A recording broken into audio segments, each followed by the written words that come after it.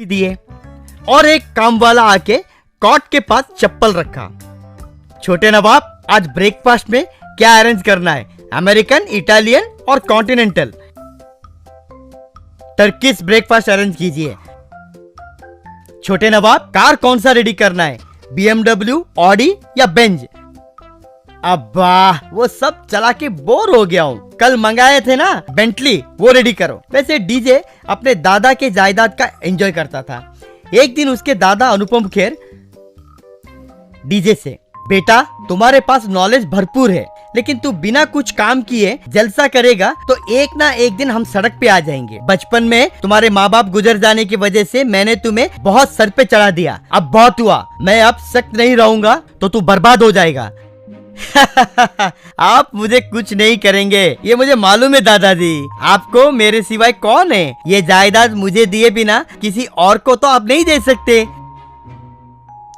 तू मुझे बहुत गलत सोच रहा है। मैंने एक एग्रीमेंट तैयार किया है। हमारे गांव सतरंजपुर में जाकर तुझे 1 साल बिताना होगा। वहाँ पे हमारे रहे 100 एकड़ बंजर जमीन को फसल उगाने के खेत में बदलना होगा। वो भी तुझे अकेला ही करना होगा, किसी की मदद भी नहीं मिलेगी। तुम्हें लागत भी हम नहीं लगाएंगे। आज से तुम्हारा क्रेडिट कार्ड, डेबिट कार्ड सभी ब्लॉक कर देंगे। कल ही तुम्हें रवाना होना होगा। ये टास्क अगर तू पूरा नहीं किया तो जायदाद पूरा अनाथ आश्रम को जाएगा। आगे तुम्हारी मर्जी। डीजे घबरा गया।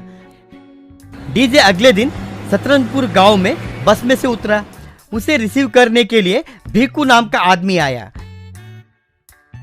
तुम्हारे दादाजी ने मुझे सब कुछ बताया। तुम्हें सिर्फ 3 पहर का खाना ही मिलेगा और किसी तरह की मदद तुम्हें नहीं मिलेगी। ओके ओके, मुझे भूख लगी है, जाके बर्गर लेके आओ। तो भीकू उसे वड़ा पाव लेके आके दिया। इस गांव में यही बर्गर है, खाओ। What the hell is this? मुझे नहीं चाहिए, कह के उसे फेंक दिया। बाद में डीजे को भीकू खेत के पास लेकर गया। खेत पूरा सूखा पड़ा था। डीजे उस खेत को देखकर आश्चर्य होके, क्या है ये? एक घास तक यहाँ पे नहीं होगा, इसमें फसल उगना इम्पॉसिबल है। तो आपको जायदाद भी मिलना इम्पॉसिबल है। No, nothing is impossible. तू देखते जा, मैं इसमें सोना उगाऊंगा। डीजे वैसे कुछ दिनों तक भूखा रहने के कारण उसे भूख की कीमत क्या है मालूम पड़ी। भीकू से विनती करके वड़ा पाव मंगा के बड़ी आतुरता से खाने लगा। खेत के पास आके, पहले इस खेत पे पानी का बंदोबस्त करना होगा, उसके लिए पैसा चाहिए। इस गांव में पैसे कैसे कमाना है? तुमने इंजीनियरिंग किया है ना? हमारे गांव में कोई मैकेनिक नहीं है, सब लोग टाउन जाके रिपेयर करवाते हैं। तू एक पेड़ के नीचे मैकेनिक शेड शुरू कर, तुझे पैसे ही पैसे मिलेंगे। गुड आइडिया, मेरा ऑटोमोबाइल इंजीनियरिंग आज इस काम में आ रहा है। डीजे वैसे एक पेड़ के नीचे मैकेनिक शेड खोला। वो हर तरह के रिपेयर करने की वजह से उसके शेड के सामने गाड़ियों का कतार लगने लगा। बाद में डीजे बहुत सारा पैसा कमाने लगा। उन पैसों से एक वाटर पंप सेट खरीद के अपने खेत में लगाया। ट्रैक्टर लगा के खेत में हल चलाना शुरू किया। डीजे पंप सेट ऑन किया तो वो ऑन नहीं हुआ। छह, करंट आने के लिए इतना समय क्यों लग रहा है? उतने में एक गरीब किसान वहां पे आके, बेटा इस गांव में करंट दिन में सिर्फ 2 घंटे ही आती है, वो भी कभी सुबह के टाइम पे छोड़ते हैं, इसलिए हम लोग सभी बारिश के ऊपर निर्भर होते हैं, इसलिए इस गांव में आधा जमीन बंजर ही है। ये पंप सेट तुम्हारे कुछ काम का नहीं है। हम भी हमारे पंप सेट को घरों में डाल दिए। तब डीजे को एक आइडिया आया। डीजे एक विंड मिल तैयार किया।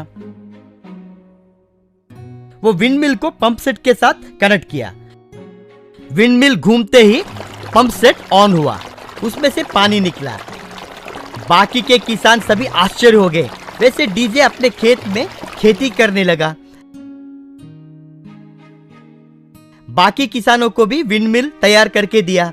उससे किसान सभी पंप सेट को इस्तेमाल करके उनके खेत में भी पानी का इस्तेमाल किए। 1 साल के बाद अनुपम खेर डीजे के खेत के पास आया। शाबाश छोटे नवाब, इस साल 3 बार फसल उगा के स्टेट लेवल में रिकॉर्ड तोड़ दिया। उतना ही नहीं, इन गरीब किसानों का दुख भी दूर किया। आजकल के युवक में बहुत हुनर है, पर तुम लोगों को उसकी जानकारी देना जरूरी है। तू हमारे जायदाद को सही दिशा में संभालेगा, उसका विश्वास मुझे आ गया है।